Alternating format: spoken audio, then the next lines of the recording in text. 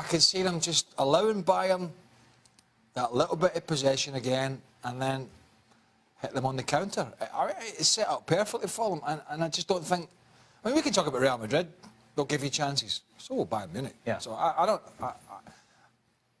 Zidane will not say it's over, but I don't see a way back for Bayern Munich. I really don't. Let's take a look at what the SBI has to say, shall we, before we hear from Ali and Stevie. 70%. Yeah. Yeah. And actually, this seems about right in the sense that Bayern Munich doesn't seem to have enough in the attack, enough in creativity, enough in confidence, and enough in self-belief to go into the Bernabeu and score 2 goals. That version of Bayern Munich goes to the Bernabeu. Do you see him scoring a couple of goals? I don't think so. And so Real Madrid, for me, continues on. I think that's about right, only because Real Madrid, defensively, will give you chances. Because for me, Bayern Munich are not that good a side. They don't have that many sparks. We expect Lewandowski to be better. And if you're relying on Ribéry, who's in his mid-30s, and I just don't think you've got enough. But I tell you what, if I was Liverpool, I wouldn't be overly worried. Well, that's exactly the point I was going to bring up, in the fact, if you're watching this... No, you know, there might be the odd Roma fan or two saying, well, that's presumptuous. Let's presume they don't capitulate. A few weeks ago, or a couple of months ago, I would have said, no, you know, Liverpool are not ready. You know, if Barca are still in it, if Real Madrid, possibly Bayern Munich, I think it'd be a bridge too far.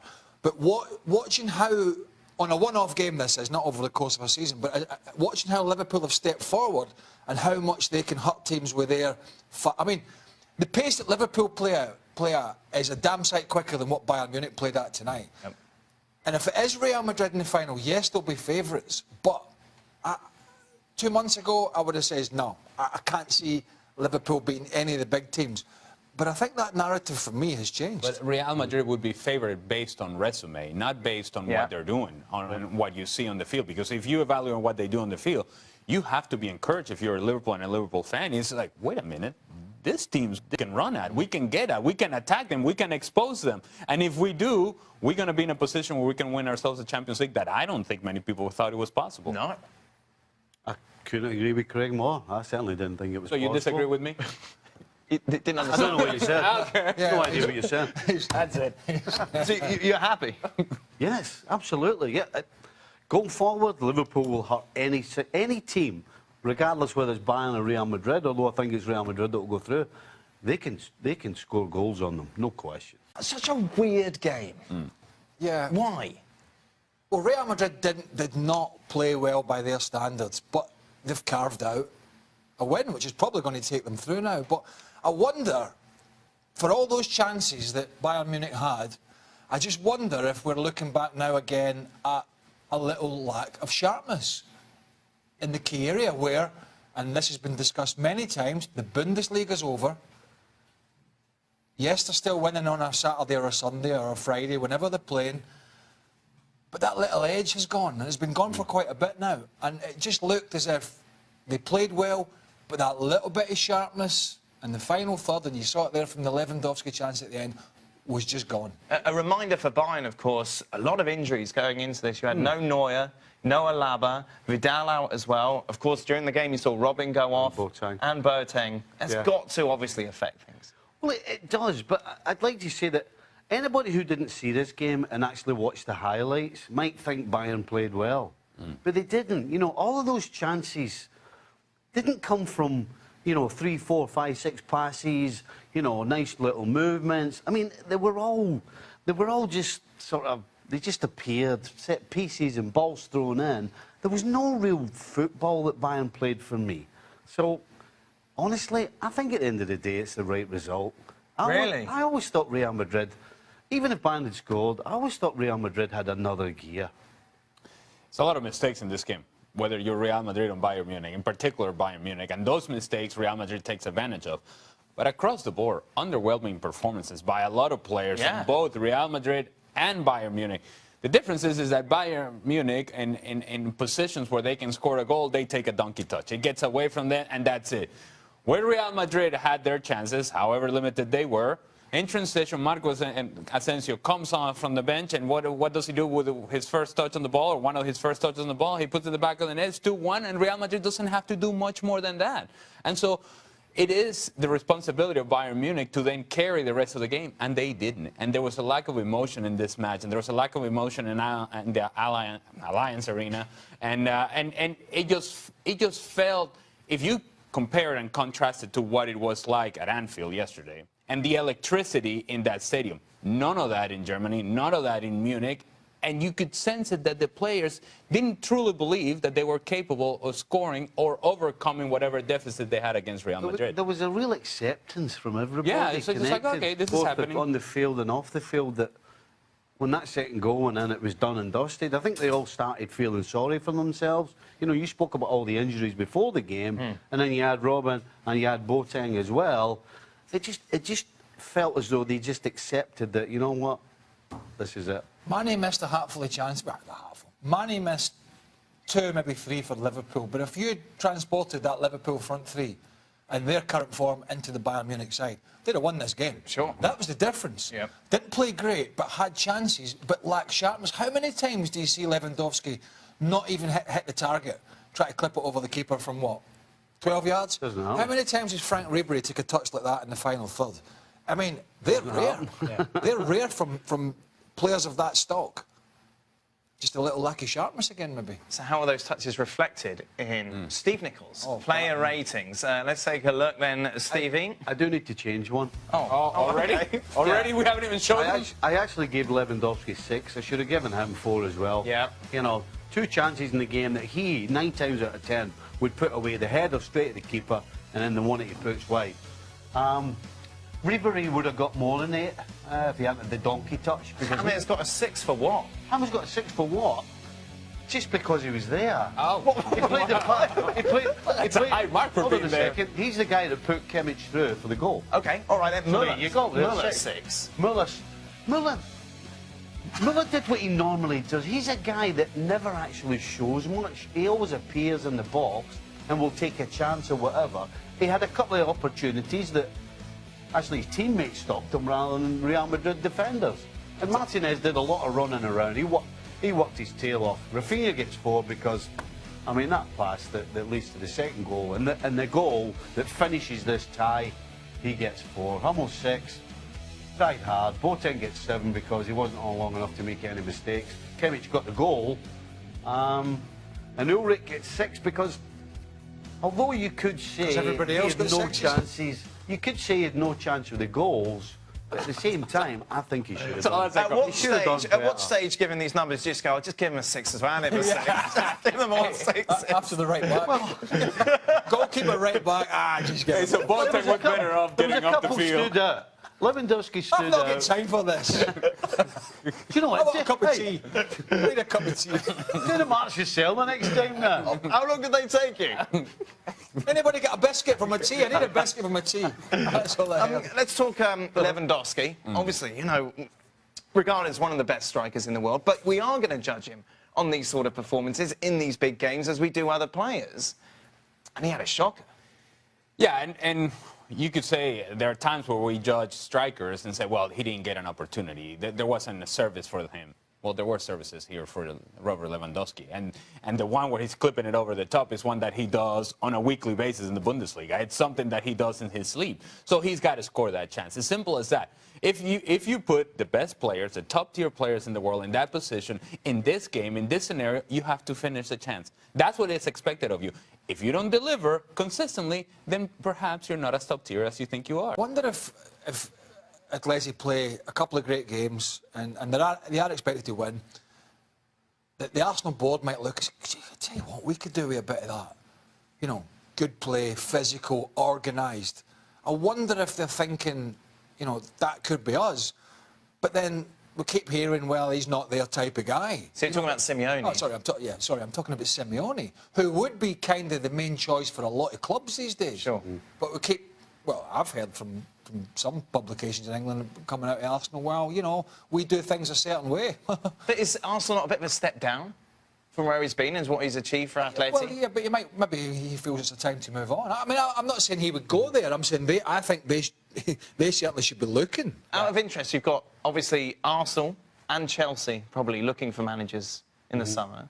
Would you go to Chelsea or Arsenal if you were Simeone? Just I know you hate hypotheticals, If I'm Stephen. Simeone, I would probably go to Arsenal because I think he'll get more time to turn things around. Right. And if I'm him, I'm thinking, I came into Atletico Madrid and they were in a bit of a mess, and I turned them in to European Championship finalists.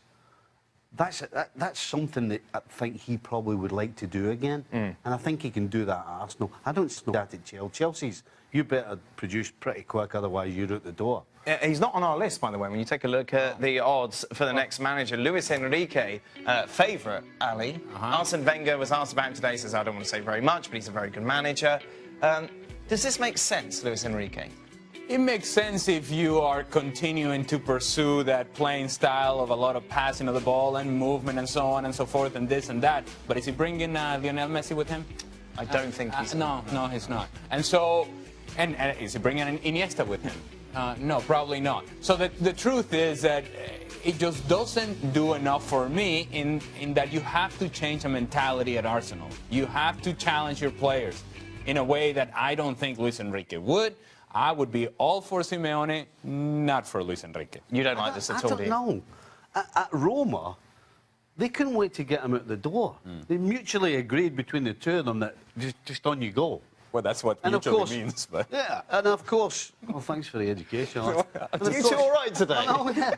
And of course, he goes to Barcelona and he's got all the tools, particularly a back four that at the time could not only pass the way out against anybody, but could actually defend. And then all of a sudden he's like, yeah, see, I told you I could do this job. I don't think this guy is the man for Arsenal whatsoever. I'd rather see Patrick Vieira go in there. Right. I think it's a longer-term project, get some experience around him, make sure the recruitment side's proper, and look at a longer-term. First and foremost, I think it gets the fans right back on side, Yeah.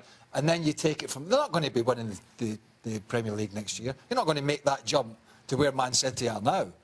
So it's a longer-term project, and I honestly think somebody like Vieira would be better than some of the names at the top of the list. There's another big Real Madrid match without Gareth Bale. Ahead of that tie against Bayern Munich, the Welshman said, you can never rule out anything in football. It's an honour for everyone to be linked with Bayern Munich. But as of now, I'm a Real Madrid player. Speculation about Bale's future is only going to snowball over the next few months, as it has done, I suppose, over previous summers. The big difference now, gentlemen, I would suggest, is that you would feel that he needs to move. Well, in a football parlance, yeah. Yeah. And as a lifestyle, I'm sure it's pretty good out there in Madrid, but from a football side of view, it's taken a real turn for him. Not only the injuries, but now the fitness is good, I think, and then there's just a lack of game time, and there's so many other players, not just one player, there's two or three that can all play similar positions that are all, and by the way, they're younger, and they're all getting put in before him. let's say that there's something to this. Bayern Munich. Yeah, it's interesting because like when he's linked to Manchester United, he goes, no, I'm a Real Madrid He was player." dismissive. Here it's a little bit flirtier. Yes, like I'm here. Yes, yeah. You know, he's showing a little bit. He's essentially saying, you know what, it wouldn't be the worst thing in the world to come to Bayern Munich. And if you look at what Bayern Munich needs, well, maybe an upgrade to players that are getting older. Sure. Arjen Robben is getting older. Yep. Frank Ribéry is getting older. Winger type that can use speed to cut inside and take a shot with his left foot. Bale can do that. So maybe this makes all the sense in the world. Maybe the pennies dropped eventually. Listen, if you're Gareth Bale and Benzema, who we all expect is going to be moving on, gets on before you, then you have to realise that your time's up. Because there's no question his time's up. Well, you look at it today. Isco, Benzema, Lucas Vazquez and Asensio. Yeah, the problem is money. He's going to have to take a drop because, particularly Bayern Munich, who have a wage scale, will not be paying him or want to pay him anywhere near what he's getting at Real Madrid. That leaves Manchester United. Who else can pay the money that would want him? But it's a similar move as to what James Rodriguez did. Yeah. No longer used, and Real Madrid surplus felt like he was out of the picture, and so he went to Bayern Munich and has had a decent season with Bayern Munich. Well, I think Gareth Bale needs a transition somewhere, and Bayern Munich is not a bad club to go to. Would I be wrong in suggesting that James is on loan because Bayern wouldn't either come up with the transfer fee or pay the wages? It's a fractional job, isn't it? Real Well, Madrid still paying some. Man United are a great name to have on your CV, but I mean... Who would you choose, Craig? Forget money. Well, so is Bayern Munich. Forget money. At the moment, Would you go Bayern or Manchester at the moment, United? I go Bayern because you don't know exactly what next season what we're going to get from Man United. Right. We do know next season, barring a disaster, if he goes to Bayern Munich, he's getting a Bundesliga title, probably a German Cup, and they'll be flirting around at the later stages of the Champions League. You're the same? Yeah. Yeah, if we're talking pure football, you know, again, players start as kids because they want to win medals. Yeah. If you go to Bayern Munich, you're guaranteed medals in Germany, and then maybe you can do something in the Champions League. Also the level of pressure and scrutiny and the expectation. The moment he steps into Manchester United, well, here comes the savior. Now, this is the guy that's going to put us over the top. And the moment that he has a couple of games that doesn't quite work out, then we go back on the, well, Gareth Bale is done. Whereas in Germany, he's kind of living his own story over there. And yeah, there may be pressure because it's Bayern Munich, because it's Gareth Bale. But you expect that as a superstar. I just think that the pressure will be much more so at Manchester United. One downside could be Kovac, the coach. It's not the most exciting appointment, is it? No. And he could, I mean, we saw Ancelotti go under with some of the senior players. Yeah. I mean, he could go under if things don't go well and they turn on him. He's just going to get swallowed up. So that might be the one thing that makes him unsure. I don't know. Hello, ladies and gentlemen. Welcome to Extra Time. We've just got over the excitement of Real Madrid Bayern Munich.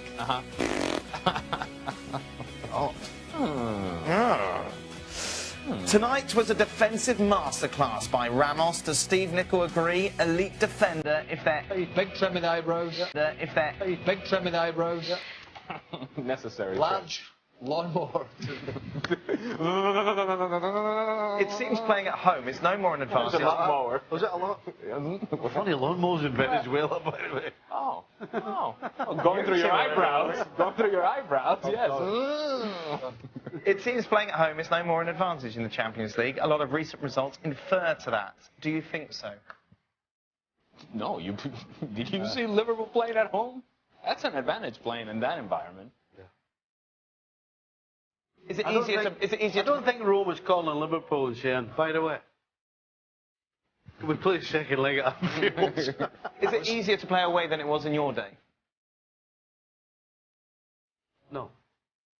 Sorry, yes. Beg your pardon. Beg your pardon. Yes, absolutely. Yeah. Yeah. Every stadium you go to now is pristine, the fields are pristine, the whole thing's... Yeah, I mean, you had to deal with all kinds of distractions, not just on the field, but off the field when I was playing. So, yeah, absolutely, it's easier to play. And you can't kick anybody nowadays either, so that makes it easier. Just ask him again, will you? Sorry about that. No, I'm enjoying it. Who has a better chance to progress, Bayern or Roma? Bayern. Bayern? Well, yeah, I'll go Bayern. Bayern? Yeah. Yes? Roma is not advancing. Finally, as former top-flight athletes, what is the mindset of... I notice you never included yourself in that. He's got Well, of course not. I'm not a former top-flight athlete, am I? I know. He's got tendinitis. Yeah, he does. Yeah. He was running a treadmill for 5 minutes. Yeah. And he's been out of action ever since. He's tough as old boots, that boy. What? He's an absolute Trojan. Have you You want to stopped be in the limping yet? trenches with him. Yeah, I have stopped limping now. Don't shoot! Don't shoot! I've got tendinitis. I give up. They're right here. They're right here. I give up. Look at me, you got to be surprised. Yeah. As former top-flight athletes, what is the mindset of cup competitions compared to league games? Is either one really easier? Because whatever Madrid is doing in the Champions League seems to be working. Do you have a different mindset going to, say, FA Cup than you did Premier League? A bit more exciting as it goes on. Well, and back in your day when the FA Cup actually something to be excited about getting to the final. Yeah, as you got to the quarterfinals and the semi-finals of the FA Cup, you got excited about it because back then it was a big competition. So there was a difference between that and league games. I just think there's a finality to it. You know, okay, this is what we have to concentrate on. We don't have to worry about this is the moment, and we put our best performance in this 90 minutes, we have a chance to go through. I concur with my learned friends here on my left-hand side. Oh, thank you very much, sir. That is it. Extra time is done. Stevie's got to get his hair cut. Yeah, exactly. Come on. Are you back tomorrow? Aye. You don't even have a watch on. You're off tomorrow, you know. No. Arsenal Atletico Madrid will be the main talking point on the next edition of ESPN FC.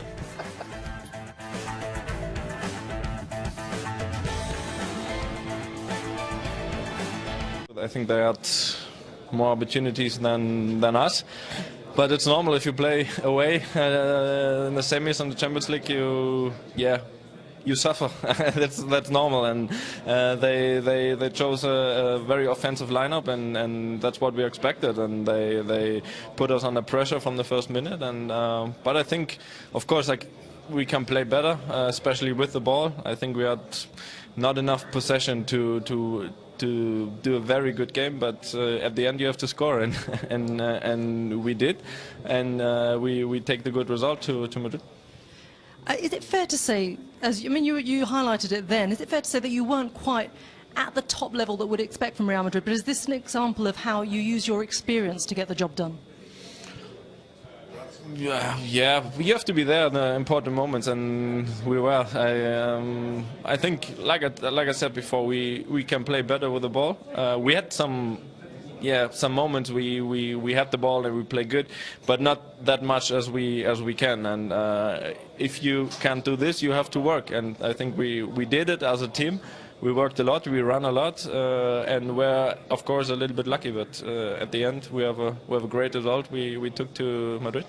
And how important was the timing of Marcelo's goal just before half-time, and also the substitution of Asensio just at the break?